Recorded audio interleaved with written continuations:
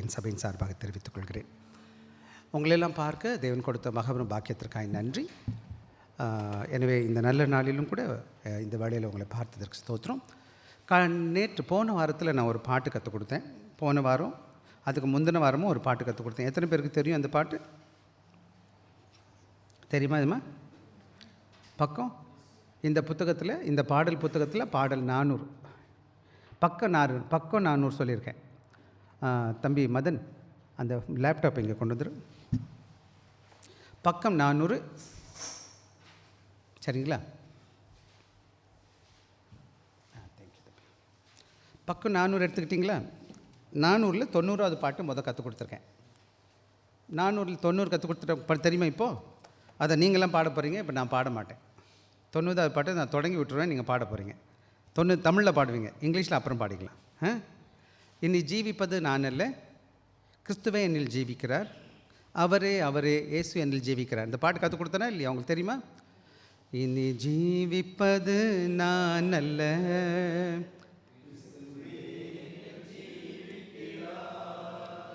இனி ஜீவிப்பது நான் அல்ல, கிறிஸ்து அவரே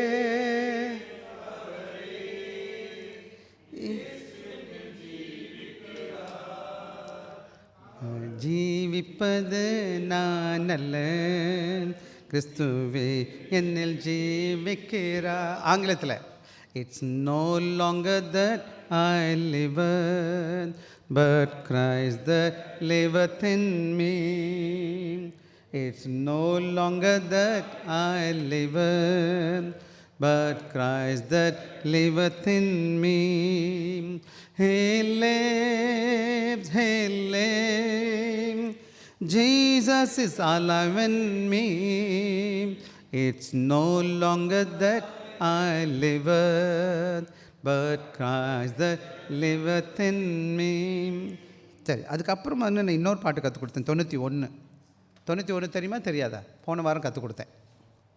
அவர் சமூகமென் அது நிறைவான சந்தோஷமே. பாடலாமா? இப்போது நீங்கள் பாடுவீங்க தானே? எத்தனை பேருக்கு தெரியும்? அவர் சமூகமென் சந்தோஷமே, அது நிறைவான சந்தோஷமே, என் பாத்திரம் நிரம்பி வழியுதே, ஆனந்தம் பேரானந்தமே. அவர் சமூகமென் அது நிறைவான சந்தோஷமே, என் பாத்திரம் நிரம்பி வழியுதே, ஆனந்தம் பேரானந்தமே.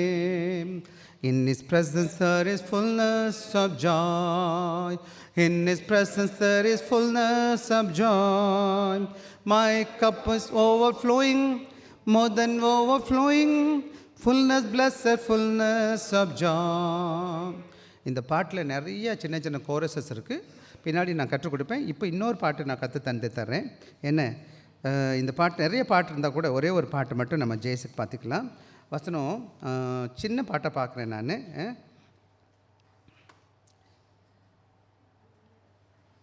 இந்த 94 தமிழில் யாராச்சும் வாசிங்க பார்க்கலாம்.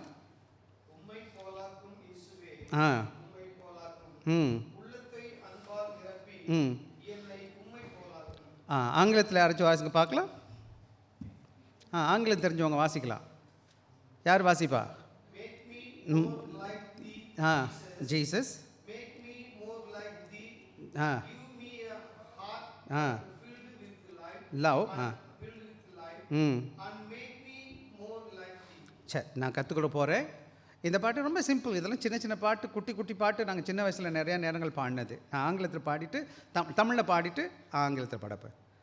உம்மை போலாக்கும் இயேசுவே, உம்மை போலாக்கும். பாடலாமா? உம்மை போலாக்கும் இயேசுவே, உம்மை போலாக்கும். உள்ளத்தை அன்பால் நிரப்பி என்னை உம்மை போலாக்கும். உள்ளத்தை அன்பால் நீரப்பி என்னை உம்மை போலாக்கும். திருப்பி பாடலாமா? உம்மை போலாக்கும் இயேசுவே உம்மை போலாக்கும். உள்ளத்தை அன்பால் நீரப்பி என்னை உம்மை போலாக்கும். உள்ளத்தை அன்பால் நீரப்பி என்னை உம்மை போலாக்கும். ஆங்கிலத்தில் make me more like the Jesus, make me more like the. Give me a heart that filled with love and make me more like thee. Give me a heart that filled with love and make me more like thee. அந்த லிவ்ன்ற வார்த்தை பார்த்து love போடணும். LIVக்கு LOV. ஓகேவா? சரி, இதெல்லாம் நீங்கள் கற்றுக்கொள்ளணும். என் time இருக்கும்போது வாங்க, நம்ம அதிகமாக பாடல் கற்றுக்கொள்வோம். இது இல்லாமல் மற்ற பாடல்களும் நிறையா பாட்டு நான் நிறைய வருஷமாக ஆண்டவரோட ஊழியத்தில் இருக்கிறதுனால பழைய பாடல்கள் இந்த காலங்களில் நீங்கள் கேட்க வாய்ப்பில்லை. இதெல்லாம் யாரும் உங்களுக்கு கற்றுக் கொடுக்க மாட்டாங்க. நிறைய இடங்களில் பாடுவதும் கிடையாது. நிறைய பாட்டை நம்ம என்ன செய்வோம், கற்றுக்கொள்ள போகிறோம். என்னோட கூட வாங்க, எனக்கு டைம் கொடுங்க, நீங்கள் வந்து உங்கள் நேரம் கொடுத்தீங்கன்னா நான் எல்லாம் கற்றுத்தரேன். நம்ம எல்லாம் கற்று நிறைய காரியங்கள் கற்றுப்படும். இன்றைக்கி அதாவது நான் இந்த நாட்களில் நான் என்ன பண்ணிகிட்டு இருக்கிறேன்னா, உங்களுக்கு நல்லா தெரியும், நான் என்ன செஞ்சேன், ஒரு தொடர்ச்சியான செய்தியை நான் பேசிகிட்டு வந்துட்டுருக்கேன். என்ன பேசுகிறையா? தொடர்ச்சியாக ஒரு முக்கியமான கருத்தை முன்னாடி வச்சு பேசிகிட்ருக்கேன். ஆண்டவரை மையமாக வைத்து வாழ்கிற வாழ்க்கை எப்படிப்பட்ட வாழ்க்கை? காட் சென்டர்ட் பிகினிங் அப்படின்னு சொல்லிட்டு. ஆக இந்த உலக வாழ்க்கையில் எதையோ முக்குது வச்சு நம்ம ஓடிக்கிட்டு இருக்கிறோம். ஆண்டோட பிள்ளைகளாக நாம் என்ன செய்யணும்னா, ஆண்டவரை முன்பாக வச்சு வாழணும். முதலாவது இந்த உலக வாழ்க்கையில் ஆண்டவர் தொடங்கும்போது என்னோடய விசுவாசத்தை இயேசு கிறிஸ்துவில் ஸ்தாபிக்க வேணும். ரெண்டாவது, ஆண்டவரை முழுமையாக நம்ப வேணும். மூணாவது, அவர் மேலே என்ன செய்யணும், கீழ்ப்படியணும். நாலாவது, பொறுமையாக இருக்கணும். அதுதான் காலையில் பேசினது. அதே சமயத்தில் சாயங்காலத்தில் என்ன பேசுனேன்னு கேட்டிங்கன்னா, சாயங்காலத்தில் அதே மாதிரி தான் தொடங்கியிருக்கேன். அதுவும் காட் சென்டர்ட் பிகினிங் தான். ஆண்டவர் மையமாக வைத்து துவங்குற வாழ்க்கை. முதலாவது நான் என்ன சொன்னேன்னா, ஆண்டவர் தான் நம்முடைய நங்கூரமாக இருக்கிறார். அது கூட ஒரு பாட்டு இருக்குது. நங்கூரம்னு தெரியுமா உங்களுக்கு பாட்டு? அந்த பாட்டு கற்றுருக்கீங்களா? ஏசு என் நங்கூரமே, உறுதியான நங்கூரமே, ஆத்மீக நங்கூரமே அப்படின்னு ஒரு பாட்டு. ஜீசஸ் மை லிவிங் அங்கர் அப்படின்னு ஒரு பாட்டு இருக்குது. பின்னாடி நான் கற்றுத்தரேன். இதில் இங்கே இருக்குன்னு நினைக்கிறேன். அப்போ நம்முடைய ஆண்டவர் தான் நம்முடைய விசுவாசத்தின் வச்சவர் இருக்கிறாரு. ஆங்கர் அப்படின்னா என்னதுன்னு கேட்டிங்கன்னா, சுக்கானாக இருக்கிறார். அதாவது என்ன சொல்கிறோம், அந்த கப்பல் நிற்கிறதுக்கு என்ன பண்ணுவாங்க, அதை சுக்கான் சொல்லுவோமா? சுக்கானாக இருக்கிறார். அந்த கப்பல் சுக்கான் போட்டால் தான் அது நிற்கும், இல்லைன்னா அது பாட்டுக்கு போயிட்டே இருக்க வேண்டியது தான். ஆக என் வாழ்க்கையில் என்னோடய விசுவாச வாழ்க்கை ஒரு இடத்துல நிற்கணும்னா, ஏசு கிறிஸ்து மேலே என்னோடய வாழ்க்கை என்ன செஞ்சுருக்கணும், இணைக்கப்பட்டிருக்கணும்.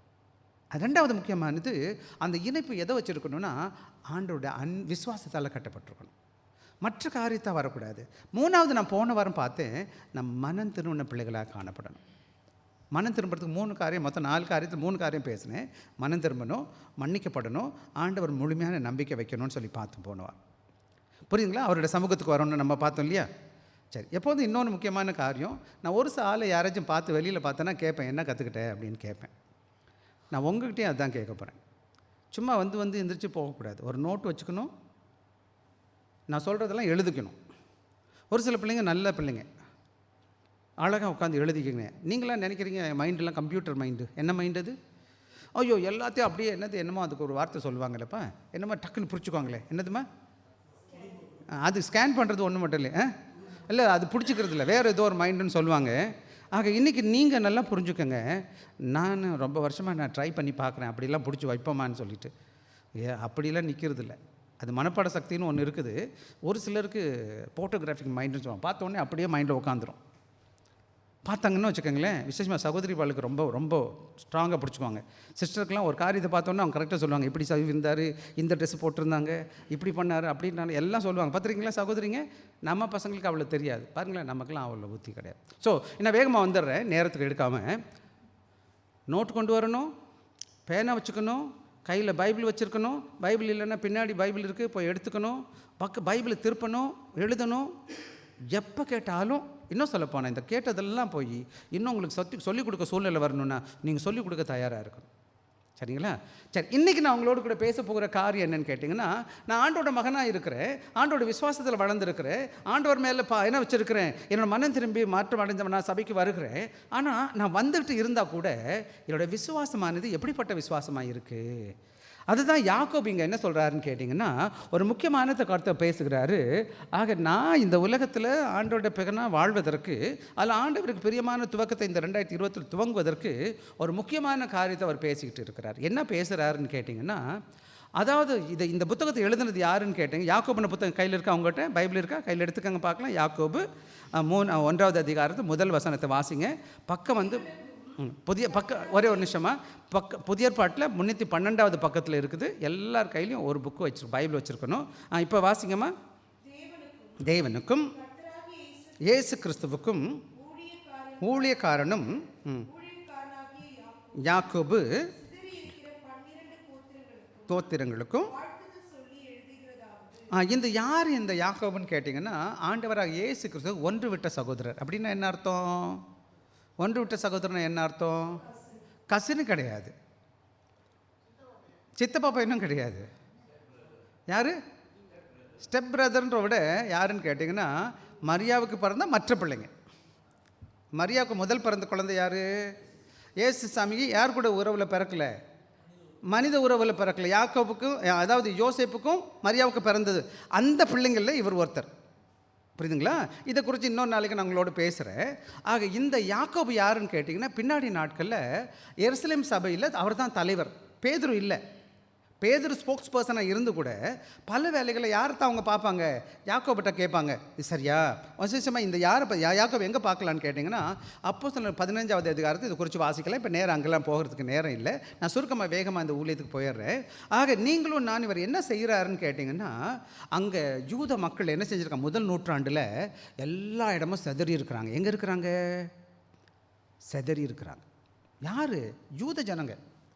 யூத ஜனங்களாம் அன்றைக்கி பார்த்திங்கன்னா முதல் நூற்றாண்டு, இன்றைக்குமே பார்த்திங்கன்னா இந்தியா மாதிரி நாடுகள் போனீங்கன்னா ஜனங்கள்லாம், விசேஷமாக சபையில் இருக்கிற ஜனங்களை பார்த்திங்கன்னா அவ்வளோ வந்து பெரிய பணக்காரங்களாக இருக்க மாட்டாங்க.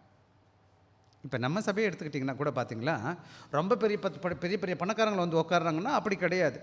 ஏதோ நமக்கு வேலை இருக்குது, சம்பாதிக்கிறோம், வச்சுக்கோ, அது ஒரு பக்கம் இருந்தால் கூட அநேகருக்கு வந்து எப்படி கிடையாதுன்னா, சபைக்குள்ளே வந்தவங்க பெரிய பெரிய பெரிய என்ன கிடையாது. அதான் பவுல் பின்னாடி சொல்வார், கொண்டு அழைப்பை பாருங்கள், யார் இருக்கிறாங்க உட்காந்துருக்குது?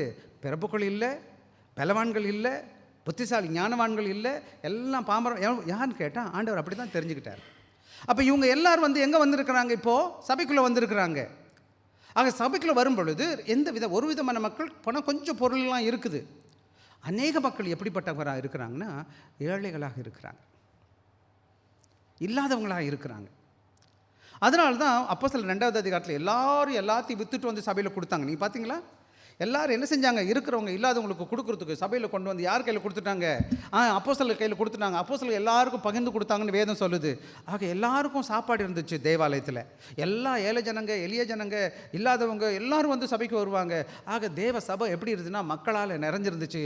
இருக்கிற ஜனங்க என்ன செய்வாங்க? மனப்பூர்வமாக சந்தோஷமாக தேவ சபைக்கு கொண்டு வர கொடுக்க ஆரம்பித்தாங்க. அதனால ஞாயிற்றுக்கிழமைகளை ஒவ்வொரு தேவாலயத்துலேயும் என்ன செய்வாங்கன்னு கேட்டிங்கன்னா, உணவு பரிமாறுற வழக்கம் இருந்திருக்கு. அந்த வழக்கத்துக்கு தான் அகாப்பேன்னு பேர். அந்த உணவுக்கு பேர் என்னவா இருந்துச்சுப்பா? அகாப்பேனா என்ன அர்த்தம்? அகாப்பேனா என்ன அர்த்தம்? என்னதுப்பா? அன்பு. அந்த உணவுக்கு அன்பின் விருந்து. என்ன விருந்து அது? உங்கள் சபைகளில் நீங்களாம் சர்ச்சுக்கு போயிட்டீங்கன்னா எங்கே நடத்துகிறீங்கன்னா அது அன்பின் விருந்து. ஆக என்ன ஆச்சுன்னு கேட்டிங்கன்னா, அந்த அன்பு விருந்து சபைகள் போட ஆரம்பித்தாங்க.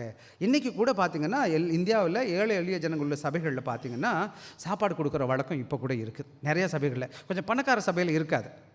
ஏன்னா பணக்காரன் ஆகிட்டாங்க இல்லையா? இப்போ அதனால தான் நம்ம சபையில் கூட நம்ம என்ன செய்கிறோம்? நம்ம மாலையில் வரும்போது பிள்ளைகளுக்காக உணவு நம்ம என்ன செய்கிறோம்? சபையில் வாங்கி கொடுக்கணும்னு பார்க்குறோம். நம்ம பிள்ளைங்க யாரும் பசியாக போயிடக்கூடாது அப்படின்னு சொல்லிட்டு. ஆக இந்த அகாப்பை உணவு கொடுக்குற வழக்கம் இருந்துச்சு. ஆனால் நல்லா என்னாச்சுன்னு கேட்டீங்கன்னா, இந்த உணவு சமைக்கிறது ஒரு பெரிய வேலை. இப்போ நீங்கள் போயிட்டு பார்த்தீங்கன்னா, இது ஒவ்வொரு ஞாயிற்றுக்கிழமையும் சாப்பாடு வாங்கிட்டு வந்து சமைச்சு கொடுத்து அதை பார்த்து அதை க்ளீன் பண்ணி அதுக்கு ஆளுநர் பெரிய அதுக்கு சேவை தேவைப்பட்டுச்சு. அப்போ பின்னாடி நாட்களில் சமைச்சு இந்த பரிமாறுறவங்க இருக்கிறாங்க இல்லையா, அவங்க எல்லாம் நல்லவங்களா கெட்டவங்களான்னு கேட்டிங்கன்னா, நம்மளை போல் சாதாரண பலகீனமான மக்கள். அவங்க என்ன பார்க்க? அந்த முகத்தை பார்க்க ஆரம்பிச்சிட்டாங்க. யாரை பார்க்க? இது எங்கள் தம்பி, இது எங்கள் தங்கச்சி, எங்கள் சொந்தக்கார சகோதரி, அப்படின்னு பார்க்க ஆரம்பிச்சிட்டாங்க. அப்போ என்ன ஆச்சுன்னா அதில் சின்ன சின்ன பிரச்சனை வந்துருச்சு.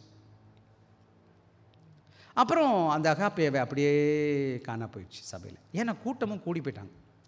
3000 பேர், 5000 பேர், 8000 பேர் ஜனங்க வந்துக்கிட்டே இருக்கிறாங்க. ஒரு 5000 பேர் சமைக்கணும் என்ன ஆகும்னு நினைக்கிறீங்க? எத்தனை பேர் வேணும்? எத்தனை பேருக்கு பொருள் கொடுக்கணும்? சபைகள் இது ஒரு பெரிய பொறுப்பாக போயிடுச்சு. எனவே என்ன பண்ணிட்டாங்கன்னா, பின்னாடி நாட்களில் என்ன செஞ்சிச்சு, அதனால தான் 1 Corinthians 11வது அதிகாரத்தில் என்ன செய்கிறதுன்னு கேட்டால், ராபோஜனத்தை சாப்பாடை சாப்பிட்டுக்கிட்டு இருந்தாங்க. ராபோஜனம்னா என்ன பண்ணிடுவாங்க, எல்லாம் விழுந்து விழுந்து சமைச்சிட்டு அங்கே உட்காந்து சாப்பிட்டுக்கிறது. ஒருத்தர் நல்ல கறிமீன் சாப்பிட்டுக்கிறது, நல்ல வசதியாக இருக்கிறது. ஒரு ஏழைகள் எப்படி பண்ணுவாங்க? அதான் அவர் சொல்கிறாரு, அப்படிலாம் செய்யக்கூடாதுன்னு பவுல் சொல்லுவார். இங்கே யாக்கோபு என்ன சொல்ல வருகிறாருன்னு கேட்டிங்கன்னா, கவனமாக கவனிக்கணும். பின்னாடி நாட்களில் என்ன ஆச்சுன்னு, இந்த அகாப்பை உணவு போயிடுச்சுன்னு நான் நினைக்கிறேன். ஆனால் ஏழை ஜனங்க ஏழைகளாக இருக்கிறாங்க. பணக்காரன் என்ன செய்கிறான், பணக்காரனாகவே இருக்கிறான். அவன் ஏழைகளுக்கு கொடுக்காத பண்பை பார்க்குறாரு. என்ன பார்க்குறாரு? ஆக இன்றைக்கி நீங்களும் நானும் இந்த அருமையான வேளையில் நான் என்னையை நானே பரிசோதித்து பார்க்கணும். என்னையை நானே பரிசோதித்து பார்க்குற நேரம். அதாவது இன்றைக்கி இன்னும் நான் சொல்லிட்டாரேன், இன்னும் நான் தப்பாக எடுக்காதீங்க. இன்றைக்கி நான் பார்த்தது யார் கொடுக்குறாங்கன்னு கேட்டிங்கன்னா, இல்லாத ஜனங்க கொடுத்துருவாங்க. பார்த்துருக்கீங்களா? நீங்கள் கிராமத்துக்கு போங்க, இல்லை ஏழைகளாக இருப்பாங்க, ஐயா சாப்பிடுங்கய்யா, அவங்களுக்குள்ளதை கூட கொடுத்துருவாங்க. ஆனால் யார் கொடுக்க மாட்டாங்கன்னா, இருக்கிறவங்க கொடுக்க மாட்டாங்க. பார்த்தீங்களா? இப்படி இருக்கா உங்கள் ஊரில்? நீங்கள் பார்த்துருக்கீங்களா அப்படி ஆட்களையே? சரி, உங்களே நீங்கள் பார்த்துக்கோங்க. நான் யாரையும் குறை சொல்ல மாட்டேன். வேதம் உங்களை யாருன்னு சொல்லும், நீங்கள் அதை மட்டும் கேட்டுக்கோங்க. சரி, பரவாயில்ல. இது மட்டும் நான் எப்படி வேணாலும் வாழ்ந்துருக்கேன், பரவாயில்ல. இனிமேல் நான் என்ன செய்ய போகிறேன், ஒரு தீர்மானம் எடுக்க போகிறேன். என்னால் முடிஞ்ச உதவியை நான் யாருக்காச்சும் செய்ய போகிறேன். நான் கவர்மெண்ட்டில் நான் வேலை பார்த்துருக்கேன், உங்களுக்கு தெரியும், டீச்சராக வேலை பார்த்தேன். அப்படி நான் டீச்சராக வேலை பார்க்கும்போது அது இது சொல்லுவாங்க, ஸ்கவுட் அண்ட் கைடுன்னு இருக்கும். கைடுன்னா தெரியுமா? இந்த என்சிசி மாதிரி ஸ்கவுட் கைடு. அப்போ நான் சின்ன வயசில் இருக்கும்போது நான் என்சிசியில் இருந்தேன், அது வேறு. அப்புறம் பின்னாடி டீச்சர் ஆன பிறகு என்னை கப் மாஸ்டர்னு சொல்லுவாங்க. அது கைட் அதாவது ஸ்கவுட்டில் மாஸ்டர், ஸ்கவுட்டில் டீச் பண்ணுறது. அப்போ ஸ்கவுட்க்கு என்ன செய்வாங்க, யூனிஃபார்ம் இருக்குது. யூனிஃபார்முக்கு அப்புறம் ஒரு ஸ்கார்ப் இந்த மேலே போட்டிருக்காங்களே, அது போல் கழுத்தில் போடுவாங்க. பார்த்துருக்கீங்களா? போட்டு ஒரு சின்ன இதில் போட்டு கட்டிட்டு, அந்த ஸ்கார்ப்பை கட்டும்போது, அந்த ஸ்கார்ப்புன்னு சொல்லுவோம், அந்த தொண்டில் போடுறோம் இல்லையா, அதுக்கு பின்னாடி கடைசியில் அதை போடும்போதெல்லாம் ஒரு சின்ன என்ன போட்டுக்கணும், நான் ஒரு சின்ன முடிச்சு போட்டுக்கணும். என்ன போட்டுக்கணும், நான் அந்த ஸ்கார்ப்பில் கடைசியில் என்ன இருக்கணும், 2 இது அதை நான் கட்டு போட்டுக்கணும். ஏன் கட்டு போட்டுக்கணும்? ஏன் கட்டு போட்டுக்கணுன்னா, இந்த அந்த ஸ்கவுட்டில் அந்த பொண்ணுக்கு கைடுக்கும் சொல்லுவாங்க, ஸ்கவுட்டுக்கும் சொல்லுவாங்க, அந்த பிள்ளைங்களுக்கு சொல்லிக் கொடுப்பாங்க. இந்த நாட் இருக்குல்ல, இந்த இந்த கட்டு இருக்கு இல்லையா, எப்போ தான் அவுக்கணும்னு கேட்டிங்கன்னா, அன்னைக்கு நீங்கள் யாருக்காச்சும் நல்லது செஞ்ச பிறகு தான் என்ன செஞ்சிடணும், அவுக்கணும் அப்படின்னு சொல்லி கொடுப்பாங்க. அப்போ ஒவ்வொரு கப்புக்கும் ஒரு கைடுக்கும் ஒரு ஸ்கவுட் பயலுக்கும் சொல்லிக் கொடுக்குற காரியம் என்னென்னு கேட்டால், ஒவ்வொரு நாளும் குறைஞ்சபட்சம் நீங்கள் யாருக்காச்சும் ஒருத்தருக்காச்சும் நல்லது செஞ்சிட்ட பிறகு அவுக்கணும். அப்படின்னா நான் நீங்கள் நைட்டில் போகிறேன், நான் அவுக்கவே இல்லை, என்ன அர்த்தம்? நான் இன்றைக்கி ஒருத்தருக்குமே நல்லது செய்யலை. ஸோ இன்றைக்கிலேருந்து நீங்கள் 2 பேரும் நம்ம எல்லாரும் டொக்கில் மனசில் எழுதி வச்சுக்கணும். ஒவ்வொரு நாளும் எப்படியா வச்சோம், இயேசு கிறிஸ்துவோட பிள்ளையாக இருக்கிறதுனால என்னோட விசுவாசத்தின் வெளிப்பாடாக ஒரு சின்ன உதவியாச்சும் இன்றைக்கி நான் செய்வேன் அப்படின்னு தீர்மானம் எடுப்போமா? செய்வோமா? இந்த சின்ன தீர்மானம் எடுப்போமா? ஆண்டவருக்கு முன்னாடி நம்ம தீர்மானம் எடுக்க போகிறோம். இந்த வருஷம் 2025 தேதியில் உட்காந்துருக்கோம், ஜனவரி மாதம். இன்னொன்று 11 மாத காலங்கள் எனக்கு பின்னாடி இருக்குது. இந்த ஆண்டு 48 வாரம் இருக்குது. எனக்கு எத்தனை வாரம் இருக்குது? கொஞ்சம் மொத்தம் 52 வாரம். இப்போ 3 வாரம் போச்சு, இது 4வது வாரம் போச்சு. இன்னும் எத்தனை வாரம் இருக்குயா? 40. ஸோ 42 வாரத்தில் ஒவ்வொரு வாரமும் குறைஞ்சபட்சம் நீங்களே நோட் பண்ணி எழுதி வச்சுக்கோங்க. உங்களுக்கு ஒரு நோட்டு வேணால் நான் கொடுக்குறேன், நோட்டை வாங்கி. இன்றைக்கி இந்த வாரத்தில் நான் ஒருத்தருக்கு உதவி செஞ்சேன். இது யாருக்கும் சொல்ல வேண்டாம், நீங்களும் கடவுள் சொல்கிறதுக்கு தான். இவருக்கு நான் சின்ன உதவி பண்ணினேன். அது எவ்வளோ பெரிய உதவியாக இருக்கட்டும், எவ்வளோ சின்ன உதவியாக இருக்கட்டும், எப்படிப்பட்ட உதவியாக இருக்கட்டும், அது உங்களுக்கும் ஆண்டவருக்கும் உள்ளது. நான் ஆண்டவருடைய பிள்ளையாக இருக்கிறேன், நல்லது. ஆனால் இன்றைக்கி தெரியுமா உங்களுக்கு, பல வேலைகளில் நம்முடைய கிறிஸ்தவம் தோற்று போனதுக்கு காரணம் என்னென்னு கேட்டிங்கன்னா, என்னோடய மைண்டில் நான் விசுவாசம்னா என்ன நினச்சிட்ருக்கேன்னு கேட்டால், என்னுடைய அறிவில் தான் இருக்குது. என்னவா இருக்குது? என்னம்மா இருக்குது? எங்கேப்பா இருக்குது? அறிவு மட்டும் போதுமா? அந்த உணர்வுக்கு வர வேணாமா? அது கையில் வேணாமா? அதான் நான் முதல்ல போன வாரம் கூட சொன்னேன் இல்லையா? ஆக இதெல்லாம் கோரிலேட்டட், ஒன்றுக்கு ஒன்று தொடர்புடையது. சிந்திக்கணும், உணரணும், செய்யணும். சரிதானா? அதுதான் ஏசாமி உங்களையும் என்னையும் கூட்டிகிட்டு வந்து உட்கார வச்சுருக்கிறார். புரியுதுங்களா உங்களுக்கு? நம்ம எல்லாரும் நல்ல கிரியை செய்வதற்காக தெரிந்து கொள்ளப்பட்டிருக்கிறோம். என்ன கிரியை செய்வதற்கு? நல்ல கிரியை. ஒரே ஒரு வசனத்தை வாசிக்கலாம். அப்போஸ்தலர் 10:35 வாசிங்க. அப்போஸ்தலர் 10:35.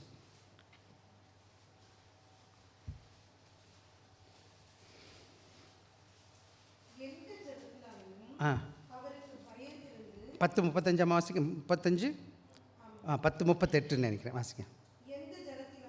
38 10:38 வாசிக்கலாம். வாசிங்க. நான் 38 அபிஷேகம் பண்ணினார் இருந்தபடினால் மாலே நன்மை செய்கிறவராயும்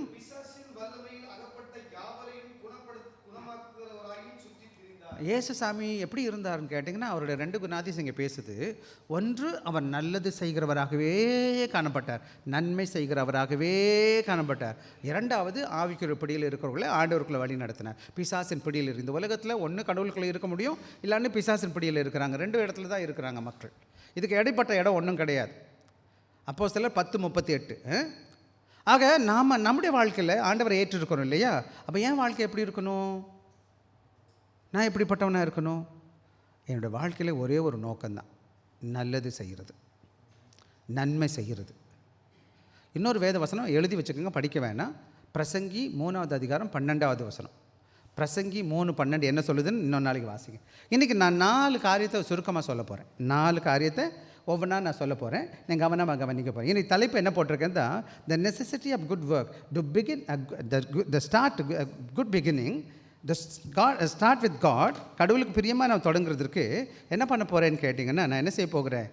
ஆண்டவருக்கு நல்ல காரியங்களை செய்ய போகிறேன். ஆங்கிலத்தை போட்டிருக்கேன், the necessity of good work starting right with God. கடவுளோடு கூட சிறப்பாக துவங்குவதற்கு, சரியாக துவங்குவதற்கு, நான் நற்காரியங்களை செய்வதற்கு தேவனை அழைத்திருக்கிறார். சுருக்கமாக வேகமாக போயிடலாம். சரி, ஒன்று முதலாவது காரியம் பார்த்துக்கோங்க. அது முதலாவது காரியம் என்னென்னா, 14வது வசனம் எனக்கு வாசிங்க. அப்போஸ்தலர் வாசிங்க. சகோதரரே சொல்லியும் பிரயோஜனம் என்ன?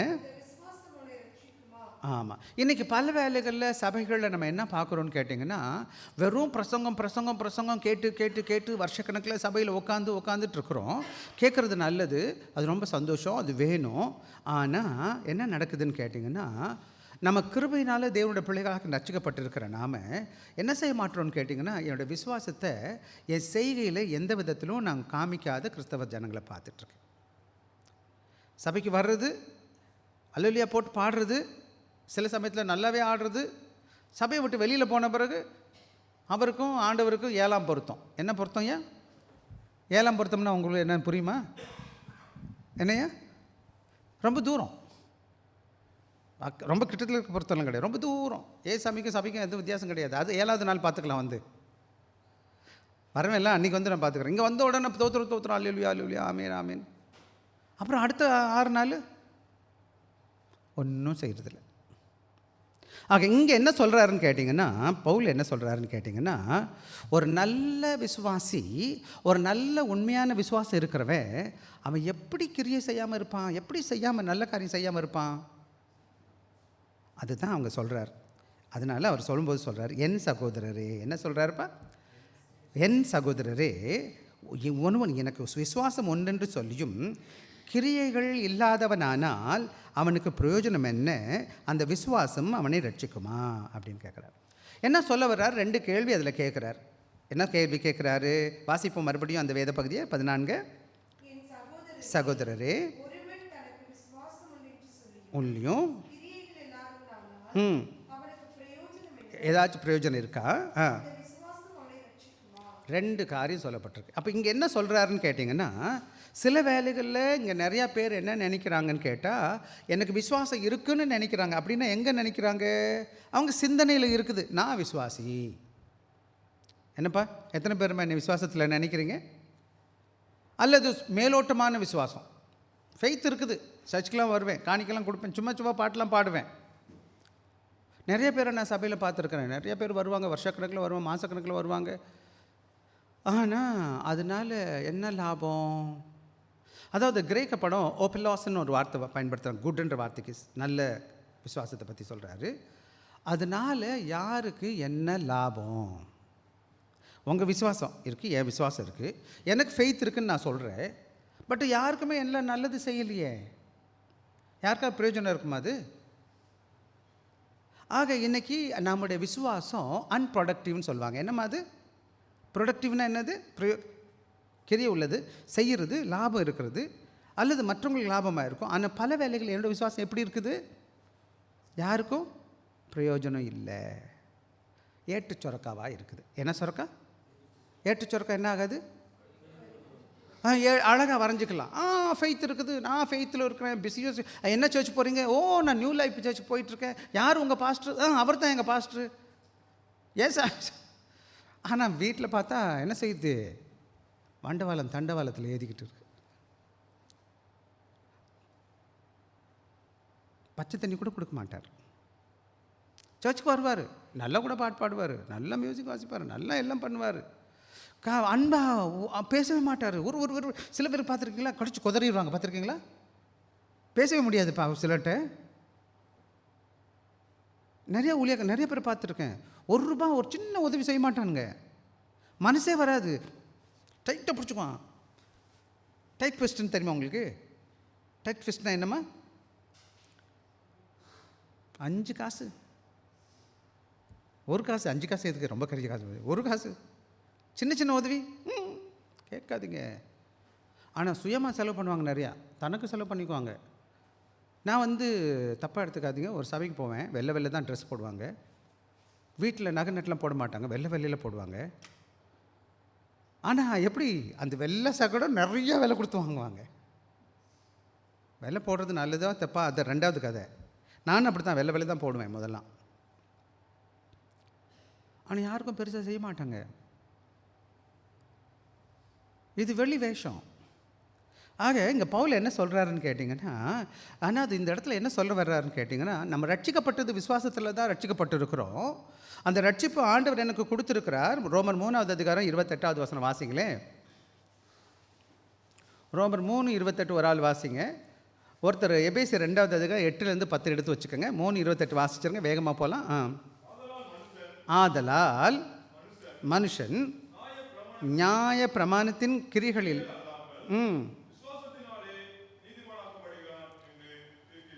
இந்த இடத்துல கவனமாக கவனிக்க வேண்டிய பாடம் என்னன்னு கேட்டிங்கன்னா, நம்ம ரட்சிப்பு கிரியையினால் இல்லை, விசுவாசத்தினால மாத்திரம்தான். புரியுதுங்களா ஐயா? ஆனால் அந்த விசுவாசத்தில் வந்ததுனால நம்ம ரட்சிக்கப்பட்டிருக்கிறோன்னு உணர்ந்துருக்கிறோம் இல்லையா? அதே போல தான் பவுல் சொல்கிறாரு. எபேசியர் 2வது அதிகாரம் வாசிப்போமே. 2, 8, 9, 10, 8லேருந்து 10 வரை.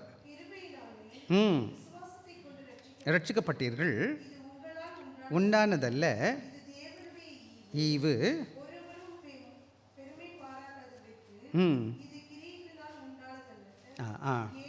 ஏனெனில்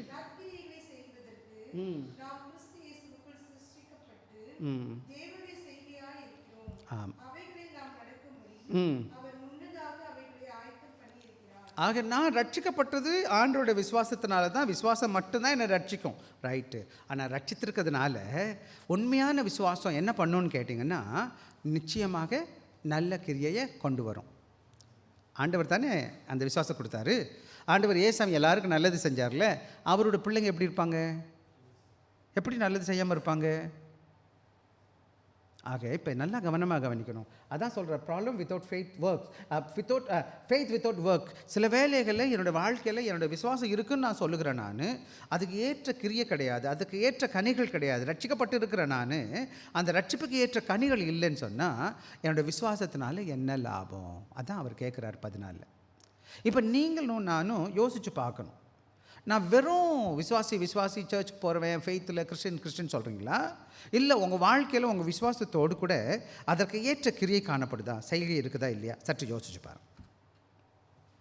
என்னைக்கு ஆண்டவரோட உள்ளத்தில் ஏசாமி எனக்குள்ளே வந்துட்டாரோ என் இருதயத்தை மாற்றிடுவார்.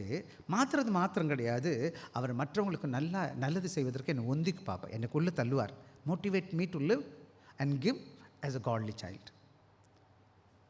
இன்றைக்கி நான் வெறும் விசுவாசின்னு சொல்லிக்கிட்டு சபையில் வந்து குதிக்கிறது ரொம்ப ஈஸி. சர்ச்சில் கத்துறது ரொம்ப சுலபம். அதுவும் 1.5 மணி நேரம் 1 மணி நேரம் வர்றோம், அவ்வளோதான். மாதத்துக்கு ஒரு முறை, வாரத்துக்கு ஒரு முறை, எப்போ வர்றோமோ அப்போ வந்து உட்காந்துட்டு போயிடுறோம் நம்ம. அதுக்கப்புறம் எனக்கும் கடவுளுக்கும் 7ஆம் பொருத்தம். எப்போ பிறகுன்னு தெரியாது, ஒன்றும் தெரியாது. நான் யார்ட்டையும் பேச மாட்டேன், யாருக்கும் ஒன்றும் செய்ய மாட்டேன். அப்போ என் ஃபெய்த் எங்கே இருக்குது? அந்த ஃபெய்த்னால யாருக்கு என்ன லாபம்? அதான் முதல் திருச்சபையில் யாக்கோபு சொல்கிறாரு, ஐயா உன்ட்ட ஃபெய்த் இருக்குன்னு சொல்கிறியாப்பா, அங்கே ஒரு ஏழை வர்றானே, நீ ஒன்றுமே கண்டுக்க மாட்டேற, என்னப்பா? அதான் அங்கே உதாரணம் சொல்ல போகிறாரு அடுத்ததில். என்ன வாசிக்கலாம். அடுத்த பகுதி வந்துருவோமா? அடுத்தது 14வது வசனத்துக்கு வந்துருங்க. 15வது 16வது வசனம் வாசிங்க. ஒரு சகோதரியாவது வஸ்திரம் இல்லாமல்,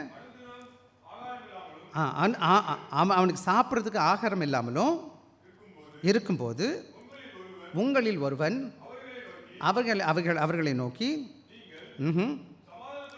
பொங்கல், பசியாருங்கள் என்று சொல்லியும்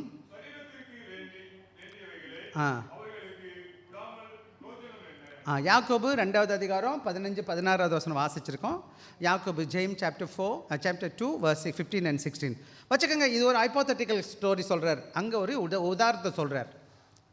என்ன உதாரணம் சொல்கிறாருன்னு கேட்டிங்கன்னா, அப்போ அங்கே ஒரு சகோதராவோ சகோதரி வர்றாங்க. இப்போ இந்த சர்ச்சுக்கே வச்சுக்கோங்க, யாரோ ஒரு சர்ச் பிரதர் சிஸ்டர் வர்றாங்க.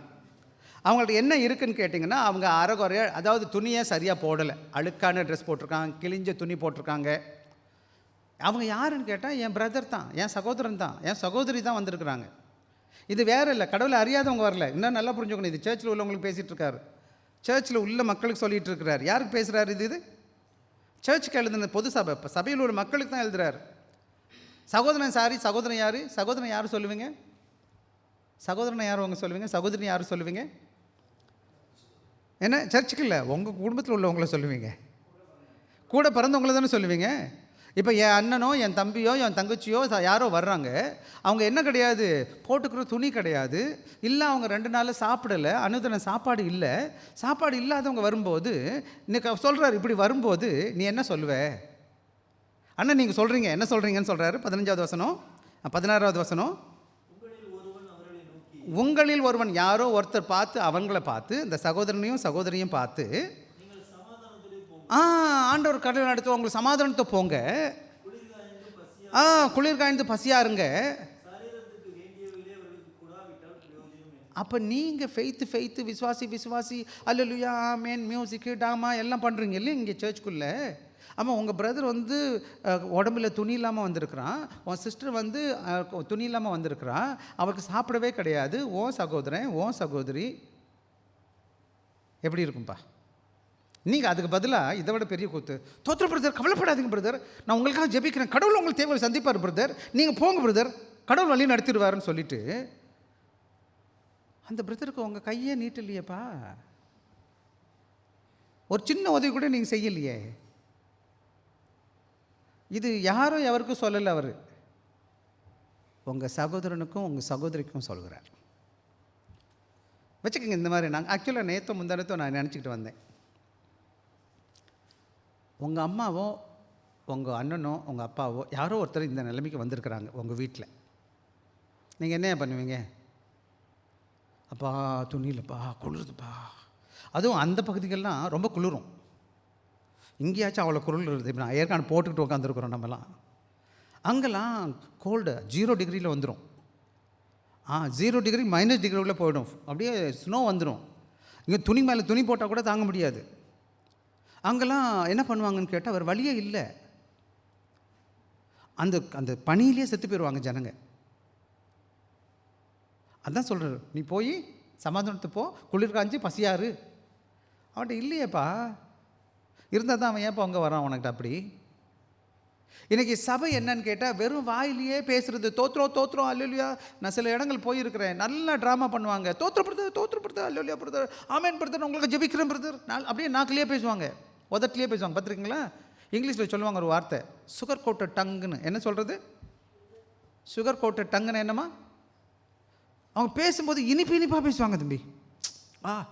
இவ்வளோ நல்லா பேசுகிறாங்களே, இவங்க ரொம்ப பக்திமானாக இருப்பாங்க போலன்னு நினச்சிட்ருப்போம் நம்ம. கன்னிங். என்னது கன்னிங்னா என்னம்மா? செம தந்திரக்காரங்க. இந்த தோத்துறன்றாங்க கவனம். நம்ம இவன் நம்ம சும்மா இருக்கணும்னு நம்பிடுங்க. எனக்கு இந்த ட்ராமா பண்ணுறவன், இந்த வேஷம் போடுறவன் நிறைய பேர் இருக்காங்க. அந்த இதுக்குன்னே ட்ரெஸ்ஸை போட்டுக்கிட்டு மாட்டிக்கிட்டு வச்சுருப்பாங்க. அப்படி பார்த்து ரொம்ப பக்திமான் மாதிரியே.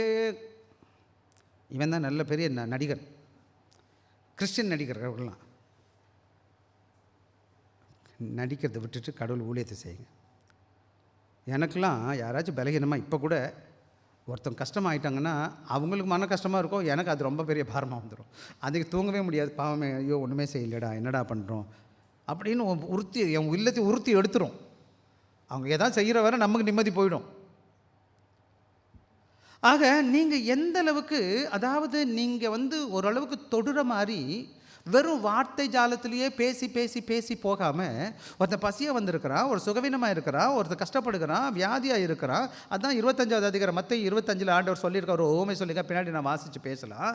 அப்படி வரும் பொழுது சபையில் நீங்கள் யாருக்குமே இந்த ஒரு வருட காலம், போன ஒரு இடத்துல இந்த கேள்வி உங்கள் மனதில் வரட்டும், போன ஒரு வருடத்தில் யாருக்காச்சும் ஒருத்தருக்கு நான் நல்லது செஞ்சுருக்கேன்னு யோசிச்சு பாருங்கள்.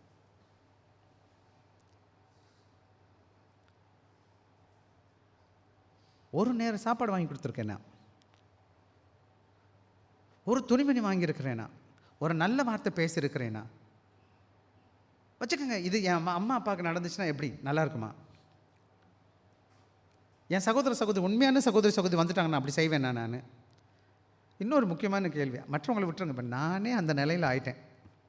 நானே வர்றேன், ஐயா எனக்கு உதவி செய்யுங்கய்யா, துணி இல்லையா, சாப்பாடு இல்லையா அப்படின்னு சொல்கிறேன். நீங்கள் என்ன பண்ணுவீங்க? தோத்திரம் பிரதர் பாஸ்டர், நல்லபடியாக போயிட்டு வாங்க பாஸ்டர், கவலை உங்க படாதீங்க, ஏசாமி உங்களுக்கு எல்லாம் கொடுத்துருவாரு. தெரியுமா உங்களுக்கு ஏசாமி அங்கே ஏன் கொண்டு வந்தார் தெரியுமா? ஏசாமி வேலைக்காரனை அவங்கள வச்சுருக்கிறார், அவர் ஊழியத்தை செய்ய தான் அவங்கள வச்சுருக்கிறார். நீங்களும் நானும் அவரோட பிரதிபலிப்பையா, அவரோட சாயலை வெளிப்படுத்துகிறோம். இன்றைக்கி சபை ஒரு பாரத்தை ஒருத்தர் சுமக்கணும். ஒரு பாரத்தை ஒரு வாரத்தை ஒருவர் சுமக்கிறது என்ன அர்த்தம் தெரியுமா உங்களுக்கு? பார்த்துருக்கீங்க? ஒரு பாரத்தை ஒரு சுமக்க, வேதத்தில் ஒருவருக்கு ஒருவர் நிறைய இடத்துல வந்திருக்கும். அதாவது யாராவது இறந்து போயிட்டாங்கன்னா டெட் பாடி தூக்கிட்டு போவாங்க பார்த்தீங்களா? டெட் பாடி தூக்குவாங்களே தம்பி, எத்தனை பேர் தூக்குவாங்க டெட் பாடியை? குறைஞ்சது அதுக்கு மேலேயும் தூக்கலாம். அதே மாதிரி நம்ம 4 பேர் சூழ்ந்து அந்த சகோதரனோட தேவையை சந்திக்கிறது. என் தோள்பட்டையை கொடுக்குறது, அவர் தோள்பட்டை அவர் கொடுக்குறார், அவர் தோள்பட்டை எல்லோரும் சேர்ந்து அந்த பாடியை தூக்கிட்டு போகிற மாதிரி. ஒருத்தர் பிரச்சனை என்னுடைய பிரச்சனை, நம்மெல்லாம் சேர்ந்து செய்வோம். வேதத்தில் பார்த்தீங்கன்னா ஒரு திமிழ் இருக்கிற 4 ஃப்ரெண்டு தூக்கிட்டு வருவாங்க ஏசாமிக்குள்ளே இறக்கிறதுக்கு. அதுதான் ஒருவருக்கு ஒருவர் பைபிள் சொல்லுது. ஒருவருக்கு ஒருவர்னா என்னது? வெறும் விசுவாசம் அல்லேலூயா அல்லேலூயா பாட்டு பாடுறது ரொம்ப ஈஸி, மியூசிக் இருக்கிறது ரொம்ப ஈஸி. இதில் ரொம்ப கஷ்டமாக இருக்குது. சபைக்கு வர்றது ரொம்ப கஷ்டமா? சபையில் பாட்டு பாடுறது கஷ்டமா? சபைக்கு வெளியில் உங்கள் விசுவாசம் எப்படி இருக்குது ரொம்ப முக்கியம்.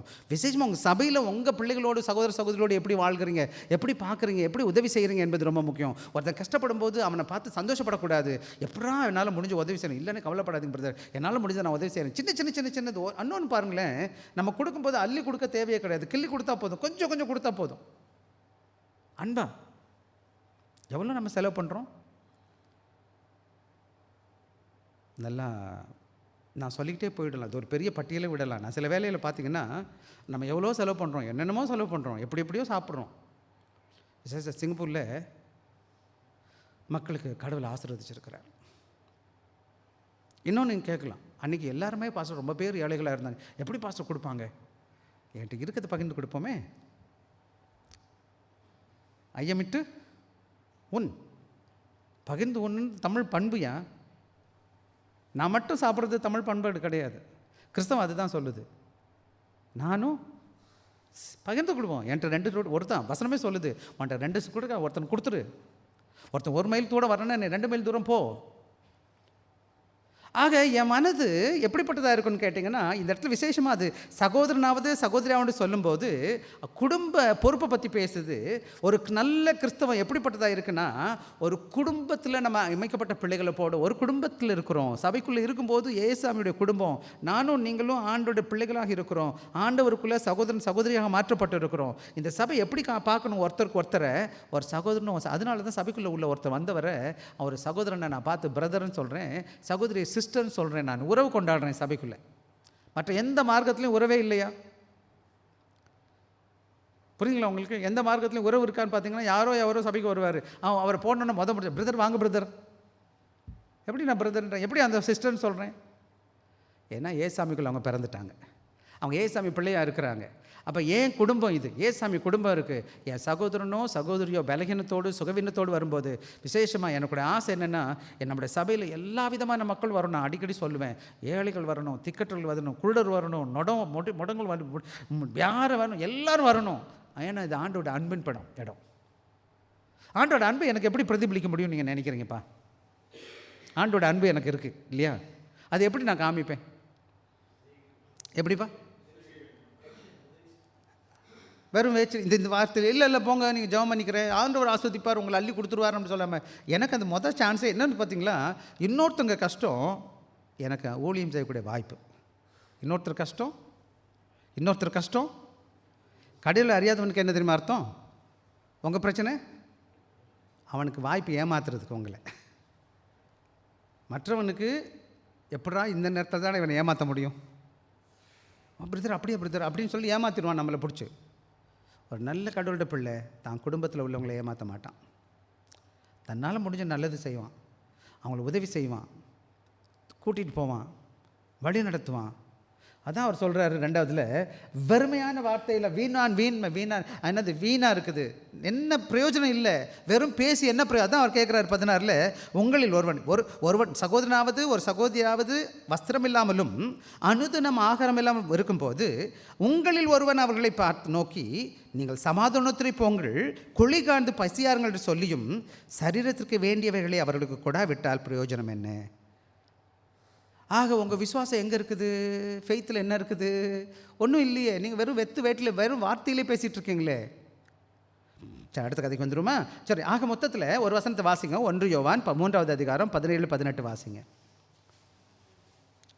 யோவான் 1வது அதிகாரம் 1 யோவான் 3:17-18 வாசிங்க. ஒருவன் உலக ஆஸ்தி உடையவனாய் இருந்தும் தன் சகோதரனோ சகோதரிக்கு குறைச்சல் இருக்குன்னு கண்டுட்டு அவன் தன் இருதயத்தை அடைத்து கொண்டால் எப்படி அவனுக்குள்ள தேவ அன்பு இருக்குன்னு நம்ம சொல்ல முடியும்? என் பிள்ளைகளே, அல்ல. ஆக பார்த்தீங்கன்னா ஆண்டோட அன்பும் ஆண்டோட இரக்கமும் உண்மையான கிறிஸ்தவ ரட்சிக்கப்பட்டிருப்பீங்கன்னு சொன்னால், ஆண்டோட அன்பும் ஆண்டோட இரக்கமும் உங்கள் உள்ளத்தை ஆட்கொள்ளுன்னு சொன்னால், நான் இயற்கையாகவே என்ன செஞ்சுருவீங்கன்னு கேட்டிங்கன்னா, கொஞ்சம் கூட என்னோடய சகோதரன் கஷ்டப்படுறதை நான் பார்க்க எனக்கு மனசு பொறுக்காது. நான் உடனே என்னால் முடிஞ்சது என்ன செய்யணுமோ நான் அதை செய்ய ஆரம்பிச்சிருவேன். அது யாரும் சொல்லிக் கொடுக்க தேவையில்லை. ஏன்னா நான் ஆண்டோட பிள்ளையாக இருக்கிறேன், ஆண்டவர் என்னை ரட்சித்திருக்கிறார், அந்த இயேசு கிறிஸ்துவின் அன்பு எனக்குள்ளே இருக்குது, அந்த இயேசு கிறிஸ்துவோட இரக்கம் எனக்குள்ளே இருக்குது, அந்த அன்பு மனதுருக்கம் இருக்குது. எப்படி இன்னொருத்தன் கஷ்டப்படுறதை பார்த்துட்டு சும்மா இருப்பேன்? நான் இருக்க முடியுமா நம்மளால்? அப்படி இருந்தால் நான் ரட்சிக்கப்பட்டவனா? கல் மனசு மாதிரி இருக்கலாமா? ஆக இந்த அருமையான வேலையில் என்ன செய்யணும்னு கேட்டிங்கன்னா, நம்ம கூடி வரும்போது நம்ம ஜனங்க சகோதர சகோதரிங்க, இன்றைக்கி கடவுள் எனக்கு பார்த்திங்கன்னா மாதம் ஏதோ ஒரு சம்பளத்தை நம்ம வாங்கிட்டு இருக்கோம். உண்மையில் கஷ்டம்தான், எனக்கு தேவை இருக்குது, கடன் இருக்குது. என்னையா ஒரு சின்ன உதவி தொகையை நான் எடுத்துக்கிறேன், கடவுளுக்கு கொடுக்குறேன், இல்லாதவங்களுக்கு நான் கொடுப்பேன். அந்த பணம் ஆண்டவருக்குள்ளது, எடுத்து வச்சிருங்க. எத்தனையோ பேருக்கு நம்ம உதவி செய்ய முடியும். ஒரு சிலர் நீங்கள் கடவுள் கொடுக்குறீங்க, நான் பார்த்துட்ருக்கேன், கேட்டுட்ருக்கேன். ஆனால் உங்களுக்கும் கடவுளுக்கும் உள்ளது என்னன்னு கேட்டிங்கன்னா, சிலையில் சபையில் வர்றாங்க, இல்லாதவங்க வர்றாங்க, பசியாக வர்றாங்க, துணிமணி இல்லாமல் போடுறவங்க இருக்கிறாங்க. அதே சமயத்தில் மற்றவங்களுக்கு என்னால் இயன்ற மட்டும் நல்லது செஞ்சு வச்சுக்கோங்களேன். இன்னொன்று நான் உங்களுக்கு சொல்லித்தரேன். நீங்கள் இருக்கிற இடத்துல இந்த மாதிரி நீங்கள் தியாகத்தோடு அன்போடு இருப்பீங்கன்னா பிரசங்கமே பண்ண வேண்டாம், அவங்க பின்னாடி நிறைய பேர் சர்ச்சுக்கு வந்துடுவானுங்க. சொல்லித்தரேன் நான். பிரசங்கம்லாம் பண்ண தேவை கிடையாது. உங்களை பார்க்குறவங்களுக்கு உங்கள் வாழ்க்கை தெரியும். இவங்க உதாரணத்துவமாக இருக்காங்க, எல்லாருக்கும் நல்லது செய்கிறாங்க, ஏன் இப்படி செய்கிறாங்க, எல்லாத்தையும் நம்ம பிடுங்குறோமே, அவங்களுக்கு பார்க்க தெரியும், நமக்கு தான் வித்தியாசம் தெரியும். சாமியோட அன்பு தேவ ஆவியானவர் எனக்குள்ளே இருக்கிறார் இல்லையா, ஆண்டவருடைய உணர்த்து இருந்துக்கிட்டே இருக்கும் தானே எனக்கு. ஆக நான் என்ன செய்ய போகிறேன், இந்த வருடத்தில் ஆண்டவருக்கு பிரியமான வாழ்க்கை வாழ்வதற்கு இந்த 2025 முதல் மாதத்தில் தான் இருக்கிறோம். இந்த வருடத்திலிருந்து என்னால் முடிஞ்ச மட்டும் முதலே நான் ஒன்று தொடங்கினேன். இந்த வருடத்தில் நான் ஒவ்வொரு நாளும் ஏதாச்சும் ஒரு நல்லது காரியம் செய்வேன். ஒவ்வொரு நாளும் செய்ய பார்ப்பேன். அட்லீஸ்ட் ஒரு வாரத்துக்கு ஒன்று செய்ய பார்ப்பேன். குறைஞ்சது 52 நம்ம செய்வோம். 17வது வசனத்தை வாசிங்க. அப்படியே விசுவாசமும் இருந்தால். அப்புறம் இன்னொரு முக்கியமான காரியம் என்னன்னு கேட்டிங்கன்னா, அப்படி இல்லாமல் இருந்துச்சுன்னா உண்மையான இயற்கையான அன்பு, அதாவது என்ன சொல்ல வர்றாங்க, நேச்சர் ஆஃப் லிவிங் ஃபெய்த், எந்த விசுவாசம் ஜீவனுள்ள விசுவாசமாக இருக்குதோ அது எப்படிப்பட்டதாக இருக்குன்னு கேட்டிங்கன்னா, இங்கே பவுல் சொல்கிறாரு, இங்கே யாக்கோபு சொல்கிறாரு என்னன்னு கேட்டால் செத்த விசுவாசம். என்ன விசுவாசம்? அதாவது நான் வெறும் பேச்சு பேசுகிறேன், ஆனால் நான் செய்கையை காமிக்கலை. I don't have any action towards with my faith. அப்படின்னா என்ன அர்த்தம்னு கேட்டால் உயிரற்ற விசுவாசம். செத்த விசுவாசம்னா என்ன பார்த்தோம்? அப்போது ஒரு டெட் பாடி இருக்குதுன்னு வச்சுக்கோங்களேன். டெட் பாடி எதுவும் பண்ணுமா பண்ணதா? என்னுடைய ஸ்பிரிச்சுவல் வாக் எப்படி இருக்குன்னா ஆல்மோஸ்ட் லைக் தட். என்னோடய வாழ்க்கை எப்படி இருக்குது? ஒன்றும் இல்லை, அது ஒன்றும் பேசாதே. செத்த சாவப்பட்டு எதுவும் செய்யுமா, எந்திரிச்சு நடக்குமா, பேசுமா, எதுவும் சும்மா அப்படியே இருக்கும். அதே மாதிரி என்னோடய லைஃப் இருக்குது. அப்படின்னா என்னன்னு கேட்டிங்கன்னா, அந்த இதுக்குள்ளே சக்தி இல்லை, அந்த இதில் மூமெண்ட் இல்லை. எதில்? அந்த டெட் பாடியில் என்ன கிடையாது, அந்த செத்த சவம் எப்படி பண்ணாது, என்ன கிடையாது, அதுக்கு சக்தி கிடையாது இல்லையா, வல்லமை இல்லை இல்லையா. வல்லமை இல்லைன்னா நடக்குமா நடக்காத, எதுவும் செய்யுமா? அதே மாதிரி தான் நம்முடைய ஃபெய்த் இருக்குது அப்படின்னு சொல்கிறார். ஆக நான் இன்னொரு வசனம் வாசிக்கலாம் எனக்காக. மத்தேயு 7வது அதிகாரம் 16, 17, 18, 19, 20 வாசிக்கலாமா? மத்தேயு 7வது அதிகாரம் 16லேருந்து 20 வசனம். 16, அம்மா 7, 16லேருந்து வாசிங்க.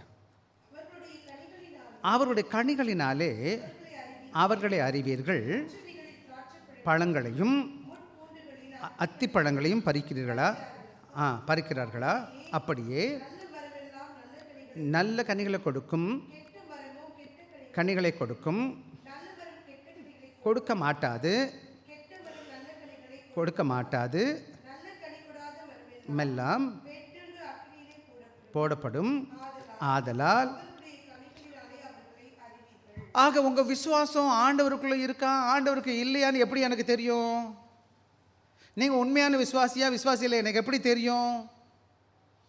என்னோடய வாழ்க்கையில் என்ன செய்யும், நான் கனி கொடுக்குற கடவுளுடைய பிள்ளையாக இருக்கும்போது. அப்படின்னா என்ன சொல்கிறாருன்னு கேட்டால், உண்மையான விசுவாசம் எப்படி இருக்குன்னு கேட்டிங்கன்னா என்ன செய்யும், டைனமிக் அண்ட் டிரான்ஸ்ஃபார்மேட்டிவ்னு சொல்லுவாங்க. எப்படி இருக்குது? அட்ராக்டிவாக இருக்குது, என்னை மாற்றி இருக்குது. என்னுடைய வாழ்க்கை தனிப்பட்ட வாழ்க்கையில் அந்த விசுவாசம் என்னை மாற்றி இருக்குது. அது என்ன செய்யும்னு கேட்டிங்கன்னா, நான் ஒரு காலத்தில் பாவியாக இருந்திருக்கேன், அயோக்கியராக இருந்திருக்கேன், கஷ்டப்பட்டிருக்கேன், எனக்கு எத்தனையோ பேர் உதவி செஞ்சுருக்காங்க. இனிமேல் நான் உண்மையை சொல்கிறேனே, நான் ஊழியத்துக்கு வந்ததுக்கு ஒரு முக்கியமான நோக்கம் என்னென்னு கேட்டிங்கன்னா, மற்ற ஏரியா ட்ரையல் இதில் வந்தால் தான் நிறைய பேருக்கு நல்லது செய்ய முடியும்னு நினச்சி ஊழியத்துக்கு வந்தேன். நான் கடவுள் அப்படி தான் கொண்டு வந்தார் என்னை. இன்றைக்கும் பாருங்களேன், இங்கே இந்த ஊழியத்தில் நிற்கிறதுக்கு ஒரே ஒரு காரணம் என்னென்னா, என் மூலமாக ஆண்டவருடைய ஊழியத்தை நிறைய பேருக்கு நல்லது பேச முடியும், நல்லது சொல்லிக் கொடுக்கும். இதில் மட்டும்தான் தப்பான வழியே இல்லை. மற்றவங்களை எங்கே இதுக்கு கொடுக்கும். கடவுள் வசனத்தை சொல்லிக் கொடுக்குறது இருக்கிறதுலே பெரிய காரியம். ரெண்டாவது, இதன் மூலமாக நிறையா பேருக்கு நல்லது செய்ய முடிஞ்சிச்சு. ஆக இன்றைக்கி நீங்களும் நானும் எதை பேசுகிறோம், எதை செய்கிறோம், எப்படிப்பட்ட வாழ்க்கை வாழ்கிறோம் என்பது இது ஆண்டவருடைய பிள்ளைகளின் சாட்சியாக இருக்குது. இன்றைக்கி நீங்கள் சுயவநலமாக நான் எனக்கு நான் சொல்லிட்டு இருந்தீங்கன்னா கடவுள் இல்லாத பிள்ளைகளாக இருக்கேன். அதனால தான் வசனம் சொல்லுது, அன்பிலார் எல்லாம் அன்புடையர் என்றும் உரியர் பிறருக்கு. ஆக அன்புள்ளவனாக இருக்கிறான், கடவுளோட அன்பால் தரிக்கப்பட்டு இருக்கிறான், ஆண்டோட அன்பு அவனுக்குள்ளே காணப்படுகிறது, அவன் விசுவாசத்தால் உந்தப்பட்டு இருக்கிறான், கிறிஸ்துவின் ஆவியானவர் உள்ள கிரியை செய்து கொண்டு இருக்கிறார். எப்படி அவன் தனியாக இருக்க முடியும், சும்மா இருக்க முடியும்னு கேட்டால் முடியவே முடியாது. அவனை உந்தி தழுகிறது. முதலாவது அது எங்கே தொடங்குறோன்னு கேட்டால் தேவ திருச்சபைக்குள்ளே தொடங்குறோம். ஒருத்தருக்கு இங்கே இன்னொன்று எனக்கு ரொம்ப பிடிக்காதது, தப்பாக எடுத்துக்காதீங்க, நான் பொதுவாக பார்த்துட்டு ரொம்ப வருஷமாக இருக்கிறேன், நிறைய பேர்கிட்ட பேசுகிறதே கிடையாது. இன்னும் அந்த அந்த அந்த ரவுண்ட் அதே டேபிளுக்குள்ளே மாற்றி உட்காந்துக்கிறது. எல்லாரும் எந்திரிச்சு நல்லா என்னை நோட் பண்ணுங்கள், அது காலையிலையாக இருந்தாலும் சாயங்காலமாக இருந்தாலும் நான் உடனே போய் தட்டு கை வைக்க மாட்டேன். முடிஞ்ச மட்டும் எல்லா டேபிளுக்கும் போவேன், பேசுவேன் நான். ஏன்னா இப்போ தான் என்னால் பேச முடியும். அடுத்த வாரம் வந்தால் தான் பேச முடியும், இல்லைன்னா இல்லை. சாப்பிடுங்க, தயவு செய்து சாப்பிடுறது. உங்களுக்கு சாப்பாடு உங்களுக்காக தான் வாங்கி வச்சுருக்கிறேன். இன்றைக்கி வந்து 5 சாப்பாடு கூட வாங்கி சொல்லியிருக்கேன். ஆனால் அதுக்கு முன்னாடி ரொம்ப முக்கியம், என் நண்பன், என் சகோதரன், என் சகோதரியை பார்க்கணும். தோத்திரக்கா, தோத்திரம் சிஸ்டர், தோத்திரம் பிரதர், நல்லா இருக்கும், உங்களை பார்த்து சந்தோஷம், எப்படி இருக்கீங்க, ஒரு வார்த்தை, அப்புறம் போய் சாப்பிடுங்க. முடிஞ்ச மட்டும் எல்லாரும் விஷ் பண்ணுங்க. இது சேசாமி வீடு. கடவுளை அறியாதவன் செய்ய மாட்டான். அந்த கோயில் போகிறவன் மற்றவங்களுக்கு செய்ய மாட்டாங்க. ஆனால் நான் இன்னொன்று பாருங்களேன், இந்த கடவுளை அறியாத அந்த பள்ளிவாசல் போகிற ஜனங்க ஒருத்தனை மட்டும் கும்பிட்டு போடுறான். நான் ஏசுவாமி வணங்குறேன், ஜீவனுள்ள தேவனுடைய பிள்ளையாக இருக்கிறேன். நான் யாரையும் பார்த்து அன்பாக பேச மாட்டேன், சிரிக்க மாட்டேன். இந்த முன்னாடி இந்த சகோதரியோட இன்னொரு சகோதரி வந்தாங்க. அவங்க சொல்கிறாங்க, என்ன பாஸ்டர் உங்கள் மெம்பர்லாம் சிரிக்க மாட்டாங்க என்னை பார்த்துன்னு கேட்குறாங்க. நான் சொன்னேன், புதுசாக இருக்கீங்க அதனால செய்ய மாட்டேன்னு சொன்னேன். தயவுசெய்துப்பா, நம்மெல்லாம் ஆண்டோட பிள்ளைங்க. உங்களுக்கு தெரியுது, சில பிள்ளைகளுக்கு வைக்கும். அவங்க என்ன நம்மளை சொல்லுவாங்க, அவங்க எப்படி வேணாலும் சொல்லட்டுப்பா, எனக்கு என்ன போச்சு. அவங்களுக்கு என்னை பார்த்து சிரிச்சா என்ன, நான் சிரிப்பேன், நான் பேச போகிறேன். ஏன்னா ஏசாமி எனக்குள்ளே இருக்கிறார், ஆவியானவர் எனக்குள்ளே இருக்கிறார். ஒருத்தருக்கு ஒருத்தர் பார்த்து பேசணும். அதை தான் இந்த நாளில் கற்றுக்குறோம். விசேஷமாக இந்த விசுவாசமும் இந்த செய்கையும் அந்த கிரியையும் நற்கிரியையும் ஒரு காசுக்கு 2 பக்கம் மாதிரி. எப்படிப்பா, ஒரு காசு 2 பக்கம் இருக்கு இல்லையா? ஒரு பக்கம் தலை, இன்னொரு பக்கம் பூ இருக்குது தானே. ஒரு பக்கத்தில் வந்துட்டு தலை இருந்து பூ இல்லைன்னா எப்படி இருக்குமோ, அதில் பூ இருந்து தலை இல்லாமல் இருக்கணும் எப்படி இருக்குமோ, அப்படி தான் உங்கள் ஃபெய்த், உங்கள் விசுவாசம் ஆண்டோட பிள்ளையாக இருக்கணும். ரெண்டாவது, அந்த விசுவாசம் செயல் உள்ளதாய், கிரியை உள்ளதாய், காரியம் செய்கிறதா இருக்கணும். தீங்கான காரியம் செய்யக்கூடாது. எனவே நீங்களும் நான் நல்லா புரிஞ்சுக்கணும். இந்த காரியத்தை நீங்கள் கேட்டு பாருங்கள். என்னோடய விசுவாசமானது இயேசு கிறிஸ்துவின் அன்பை வெளிப்படுத்துகிறதா இருக்கான்னு கேட்டு பாருங்கள். இன்னொன்று வேகமாக முடிச்சிடுவோமா? வாசிங்களேன், அடுத்த வசனம், 18வது வசனம். உண்டு, கிரியைகள் உண்டு இல்லாமல்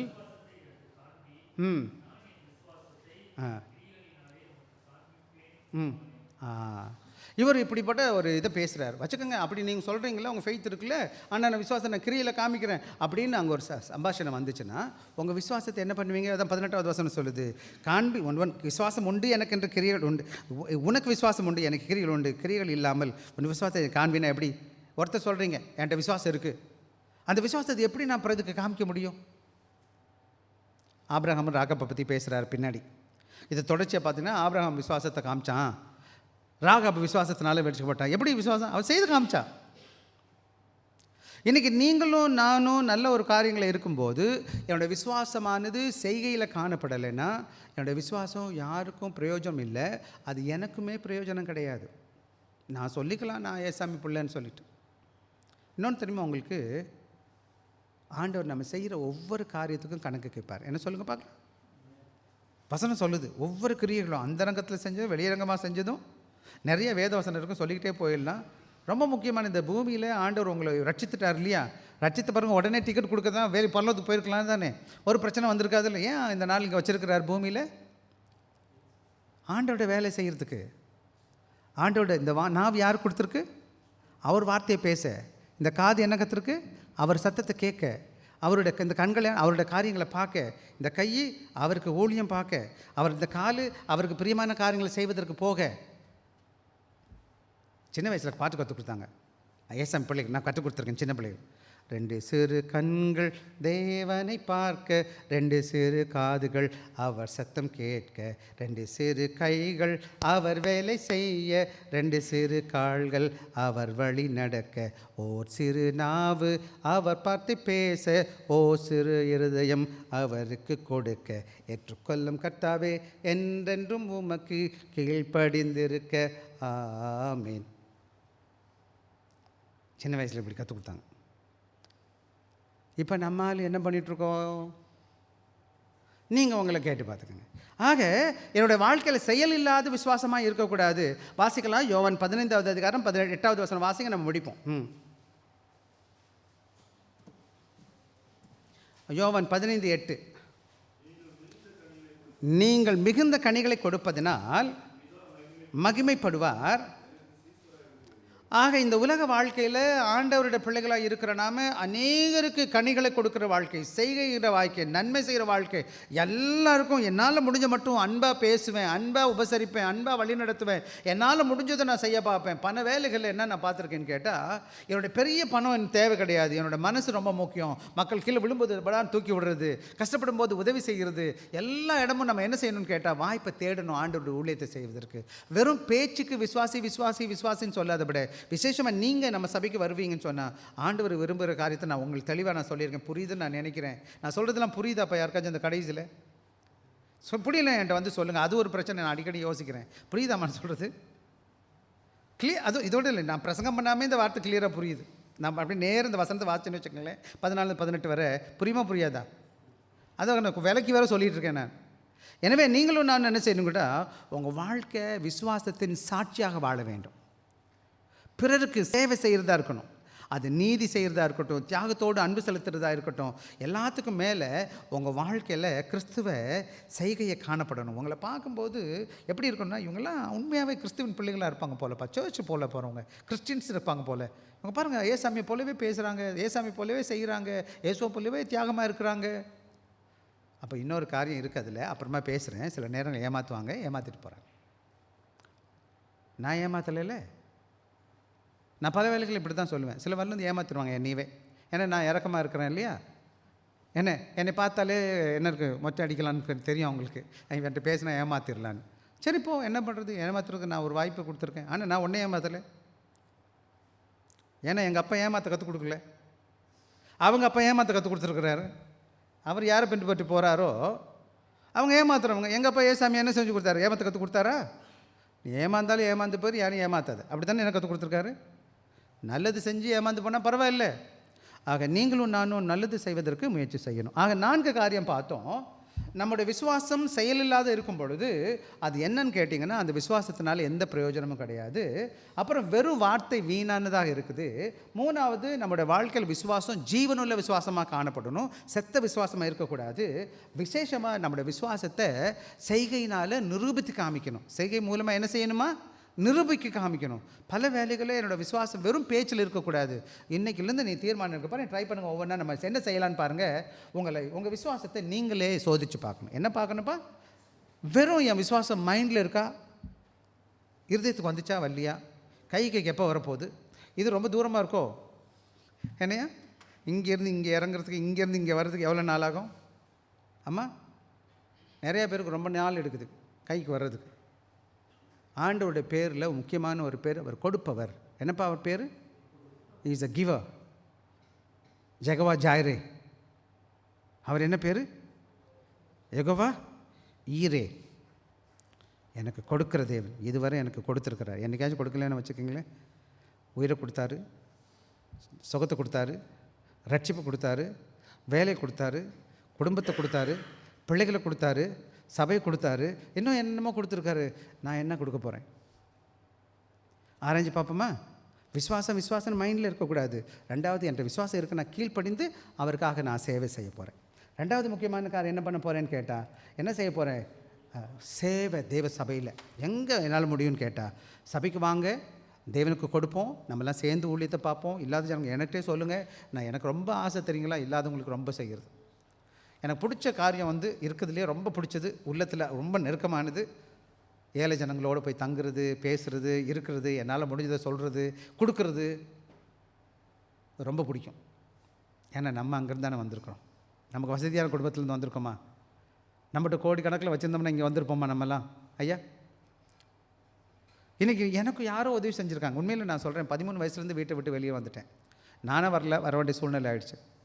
யாரோ பார்த்து விசாரித்து சாப்பாடு கொடுத்து, துணியை கொடுத்து, மணியை கொடுத்து, இத்தனை ஆள் ஆக்கி இங்கே கொண்டு வந்து வச்சுருக்கிறார் ஏசாமி. எனக்கு மற்றவங்க யாரோ உதவி செஞ்சாங்க, மற்றவங்க எல்லாரும் விசாரித்தாங்க.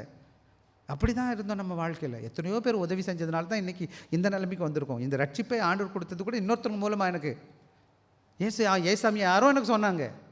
ஞாயிற்றுக்கிழமை ஞாயிறு பள்ளி போனேல, அங்கே தான் இயேசுவை ஏற்றுக்கிட்டேன். எனக்கு யாரோ செஞ்சதுனால. அப்போ நான் யாருக்கும் செய்யணுமா இல்லையா? சரியா? ஆக யாருக்காச்சும் உங்களுக்கு உற்ற உறவுகளுக்கு செய்ய பாருங்கள். அது மாத்திரம் கிடையாது, உங்கள் சாட்சி என்ன இருக்கணும், be a witness through your actions. உங்கள் செய்கை ஒவ்வொருவருக்கும் ஆசீர்வாதமான சாட்சியாக இருக்கும், வெளிச்சமாக இருக்கட்டும். போன அன்றைக்கி சனிக்கிழமை கூட நான் அதை பற்றி தான் பேசியிருக்கேன். அப்புறம் என்னென்ன முக்கியமான காரியம் என்னென்னு கேட்டால், உங்கள் செய்கைகளும் என்ன செய்யணும், உங்கள் வேலை நிறையா பிரச்சனைக்கு எங்கன்னு கேட்டால் நிறையா பேர் வேலை வேலை வேலை உலக வேலை பார்த்துட்ருக்கோம். அதே சமயத்தில் கவனமாக இருக்கணும். என்னோடய விசுவாச வாழ்க்கையும் இந்த செய்கையும் ரெண்டும் ஒன்றோட சமமாக இருக்கணும். சில வேலைகள் சில சபைகள் என்ன ஃபெய்த்தில் நல்லா இருக்க மாட்டாங்க, ஆனால் சேவை நல்லா பண்ணுவாங்க. பார்த்துருக்கீங்களா? அந்த சாப்பாடு கொடுக்குறது, இந்த சாப்பாடு கொடுக்குறது, அங்கே போகிறது, இங்கே போகிறது, ஆனால் சர்ச்சுக்கு போக மாட்டாங்க. பார்த்துருக்கீங்களா இந்த கூட்டங்களா? சர்ச்சுக்கெல்லாம் போக மாட்டாங்க, சர்ச்சுக்கே போக மாட்டாங்க, பாட்டே பாட மாட்டாங்க. நல்ல ஊழியம் பார்ப்பாங்க. எனக்கு தெரிஞ்ச டீம் இருக்குது, இந்த நெட்லேயே இருக்குது, நிறைய காரியங்கள் செய்வாங்க. விசுவாசமும் கிரியையும் சமநிலையாக காணப்படும். அப்போ தான் ஏசாமி உங்கள் கூட இருக்கிறார். எதை செய்தாலும் அவருக்காக செய்ய போகிறோம், அவரை மகிமைப்படுத்த போகிறோம். என்னோடய வாழ்க்கை மூலமாக நான் நல்ல கிரியை செய்யும்போது அப்போ ஆண்டவர் மகிமைப்படுகிறாரு. நிறைய பேர் ஆண்டவருக்குள்ளே என்ன பண்ணுவாங்க, ரட்சிப்புக்குள்ளே பிரசங்கம் பண்ணணுமா, வேணுமா, அல்லேலூயா சொல்லணுமா, மியூசிக் போட்டு ஆடணுமா? நீங்கள் இருக்கிற இடத்துல ஆண்டவருக்கு பிரியமான மகனாக மகளாக இருந்து ஒரு சின்ன சின்ன சின்ன காரியங்களை தொடர்ந்து செஞ்சுக்கிட்டே வாங்க.